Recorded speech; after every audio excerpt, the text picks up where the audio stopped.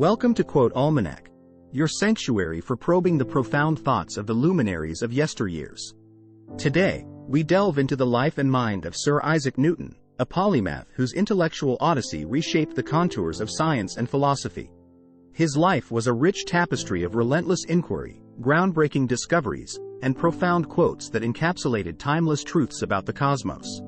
Born into a humble farmer's family on January 4, 1643, in Woolsthorpe, England, Newton's early days were marked by hardship.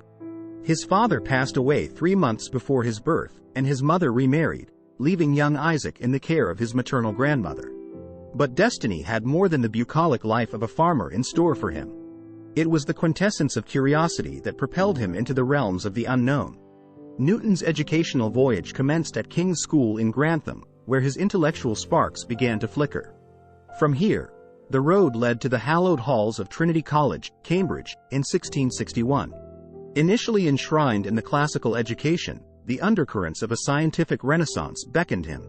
It was here that the foundations of a lifelong voyage of discovery were laid. His inquisitive nature is beautifully encapsulated in his quote, "What we know is a drop. What we don't know is an ocean." It's a humble admission of the infinite expanse of unknown that lay before him, a realm he yearned to explore. The year 1665 marked a defining epoch in Newton's life.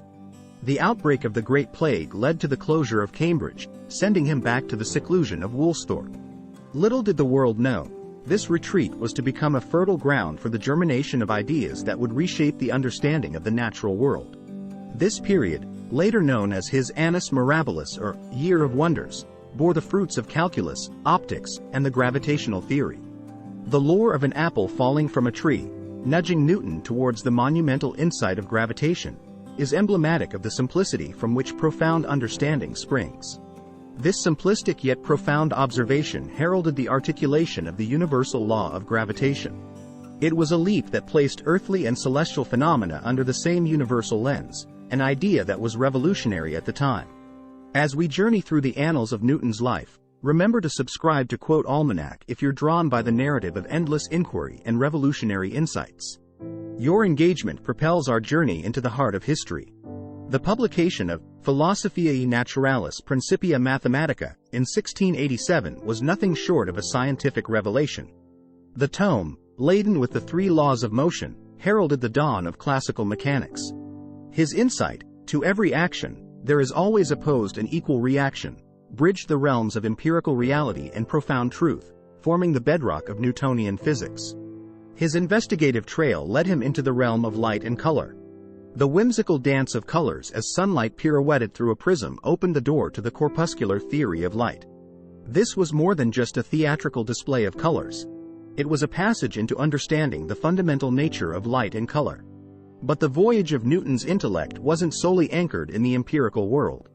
He had a fascination for the arcane, delving into the mystics of alchemy and biblical chronology.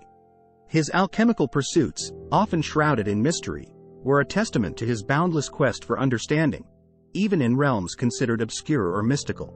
Newton's engagement with biblical texts reflected a philosophical and theological underpinning in his quest for truth.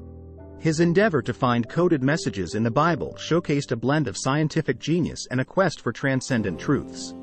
We will now delve further into the intricate and often tumultuous relationships Newton had with his contemporaries, and the rivalries that spurred the discourse of scientific advancements. Furthermore, we'll also cast a glance at the broader socio-political tapestry of 17th-century England, which provided a backdrop to Newton's prolific career. The era was a crucible of revolutionary ideas, not just in science but also in politics and philosophy, which had a significant impact on the collective psyche of society.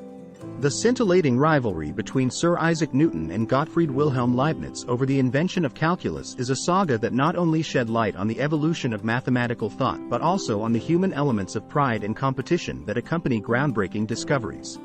Both giants of their time, Newton and Leibniz, independently developed the foundations of calculus, which opened up new avenues for understanding the dynamics of change and motion. However, the skirmish over priority led to one of the most bitter intellectual disputes in history.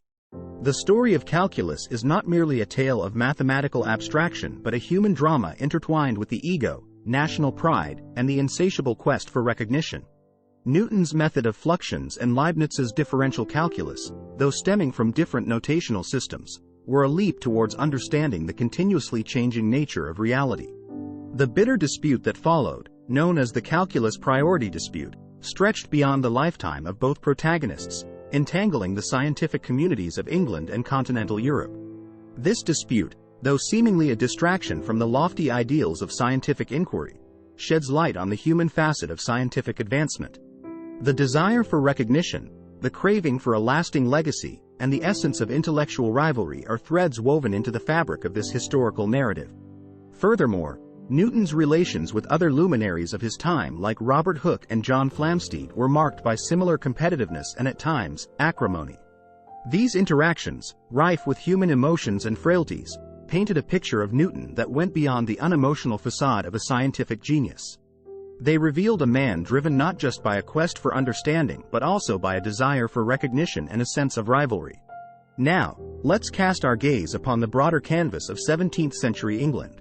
It was a period marked by religious discord, political upheaval, and the burgeoning of scientific and philosophical thought. The age saw the beheading of a monarch, the experimentation with a republican government, and the restoration of monarchy. It was an era that questioned the divine right of kings and the unquestionable authority of ancient knowledge. Amidst this social and political whirlpool, the Royal Society emerged as a beacon of the scientific inquiry.